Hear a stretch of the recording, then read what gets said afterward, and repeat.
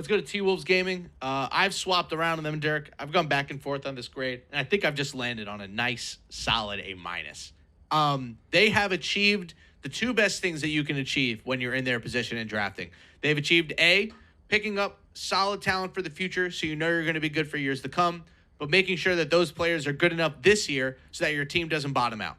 This T-Wolves gaming team is going to be a blast to watch this year. Period. End of story. This team is going to be so much fun. They will be on everybody's televisions or everybody's TV screens, monitors, phones, whatever. We are going to watch a ton of this T-Wolves team. There's so many big names on this team. There's so much potential and talent and narratives that come with this team. I'm eating it up. I love it all. I've loved what they've, I love how they've been scrimming recently.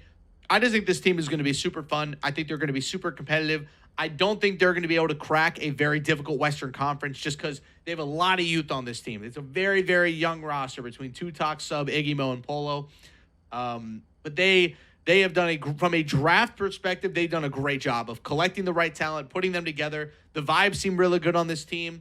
And man, just like the untapped potential of Polo, I feel is something that doesn't get talked about enough. We have been talking about this guy coming to the league for a long, long time, and there's a reason for that. And the flashes that he's shown us when he's coming to the league have been incredibly good. Like he dragged that Dukes Infinitos team out of that group stage. If you remember the year that he was late, that he got brought in when I believe it was Mario who was late to the party. So I'm high on this team. I'm gonna give it an A-. I still don't think they make the playoffs in 5s. Maybe they get in through the ticket. But I think in 3s they're going to be super fun. And yeah, the whole point of the T-Wolves this year was to stay interesting.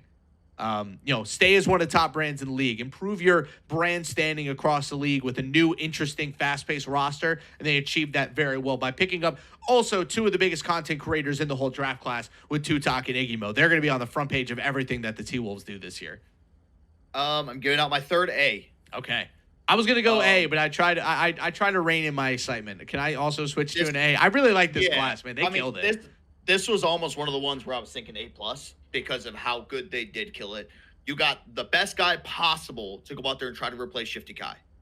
You then looking at the power forwards, right? Well, there were so many amazing power forwards. You got a guy who is one of the best 3s bigs in the entire world, who's really been elevating his games in the 5s world.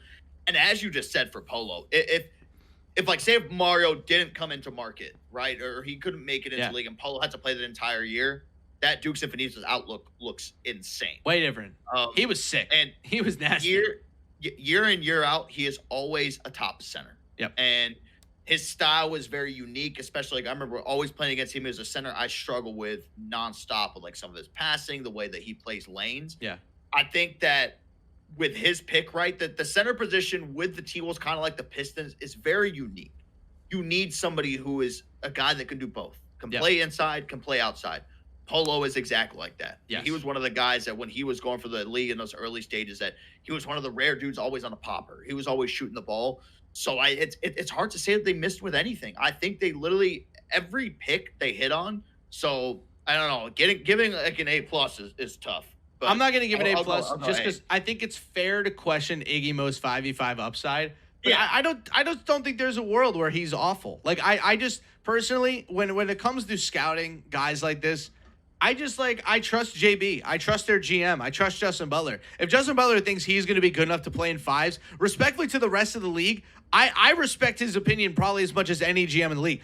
He's rarely wrong. He's never drafted a bad player. Like, you go through his history, the worst player he's ever drafted was probably Detoxys in Season 3.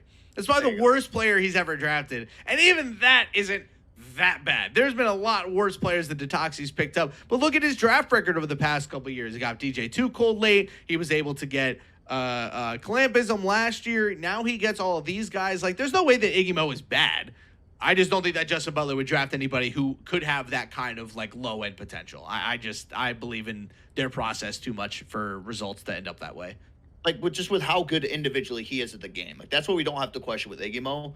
It'd be really hard for him to come into He's gonna know life this, man. He's gonna know life this game when the league build comes out. He already has been. I know. Like, that's the thing. Like at the bare minimum, you know that this whole team is gonna put in a ton of work.